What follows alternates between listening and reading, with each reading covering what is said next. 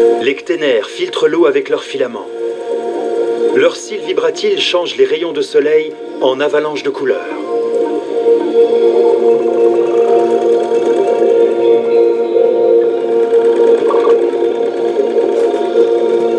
Un papillon de mer aux nageoires translucides file sous la glace.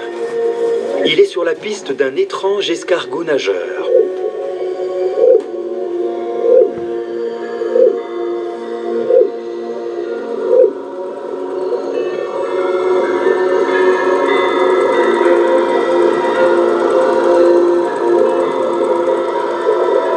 Et voici le plus vorace des mangeurs de plancton remontant des profondeurs.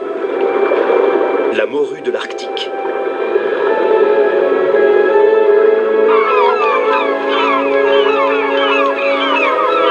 Les bancs de cette espèce peuvent être gigantesques et contenir jusqu'à 500 millions d'individus. Certains prédateurs parcourent des centaines de kilomètres pour en profiter. Ce festin est l'événement de l'année pour les oiseaux et les phoques du Grand Nord.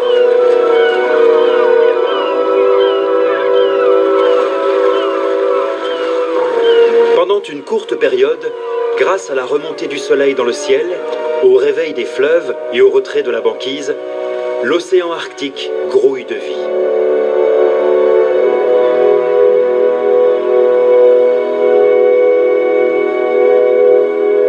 Les terres aussi sont transformées par la chaleur. Les endroits où le sol est nu sont plus foncés que les parties enneigées. Ils absorbent donc plus d'énergie solaire. Ce phénomène accélère le dégel.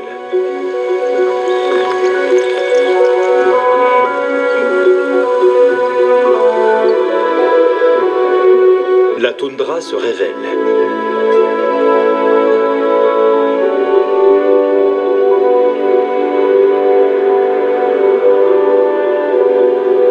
En suivant le soleil, les pavots arctiques captent ces rayons en permanence.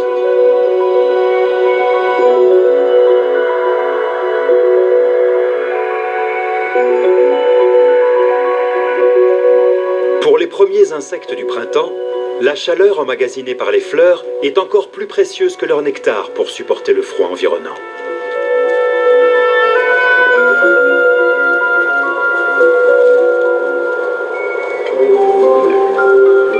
Cette chenille velue, appelée Gynephora groenlandica, n'a, elle, pas besoin d'être réchauffée pour être en forme. Elle est toujours la première à se montrer après la fonte des neiges. Comment y parvient-elle?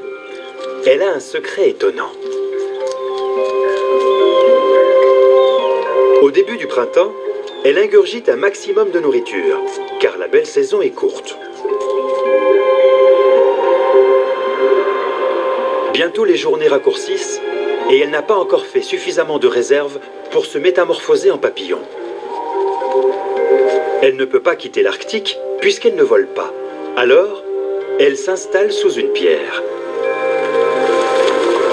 La chaleur du soleil diminue rapidement.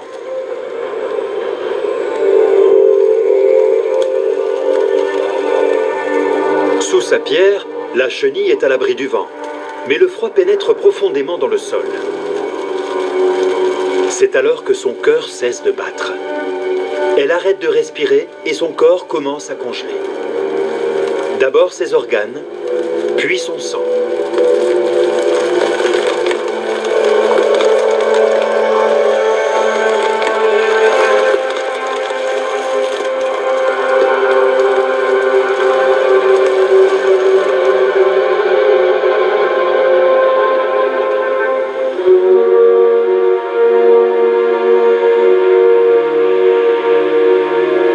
Le printemps est de retour. Après 4 mois d'obscurité, l'Arctique sort de son sommeil. Et la chenille revient d'entre les morts.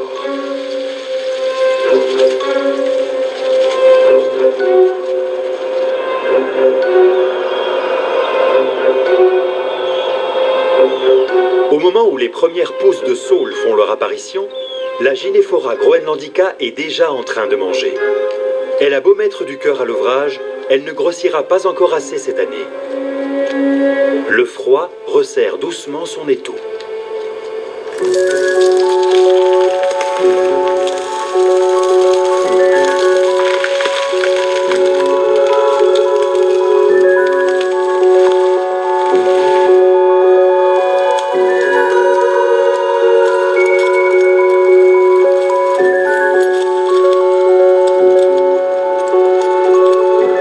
après année, la chenille ralentit son métabolisme en automne, puis se fige complètement.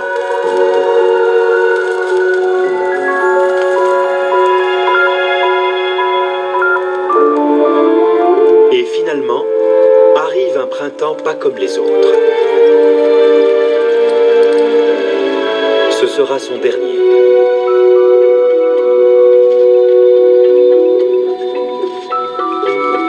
Elle est à présent âgée de 14 ans, ce qui en fait la plus vieille chenille du monde. Pendant ses ultimes jours, elle n'a pas de temps à perdre. Elle tisse frénétiquement un cocon de soie. À l'intérieur, son corps change. Elle aura bientôt la capacité de voler.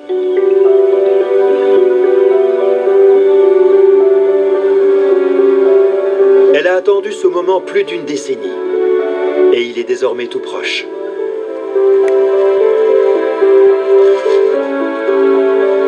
Dans tout l'Arctique, des papillons émergent de leurs enveloppes.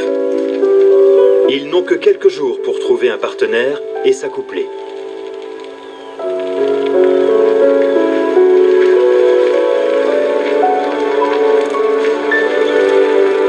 Aucune créature n'incarne mieux la brièveté du printemps près des pôles et la difficulté de survivre dans un tel environnement.